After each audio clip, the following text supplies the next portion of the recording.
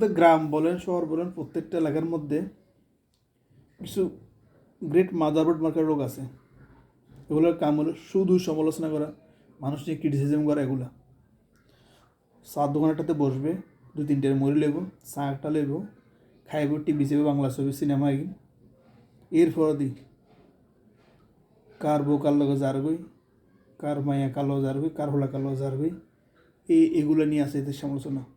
ওই সান হেতের মায়া সেঞ্চুরি করলে, হেতের হলো সেঞ্চুরি করলে, এর খবর নাই। অত হোলা চুরি করে বিয়ে করলে চলে এসে না, মায়া কার লগে হলা গিয়ে। আর অতির বই এরকম, অতির বই সুন্দর নাই, তার ভ্যান হয়ে, কিন্তু নিজের বড় দিনে মোমবাতি দিতে লাগে, মিকে তার খবর নেই। ঠিক আছে, নিজের ফোন দিতে আনা নেয়, অন্য ফোন দিল, এদের মাতামাতি। এই আবার গ্রামের মোড় হলে মাতাব্বর হয়।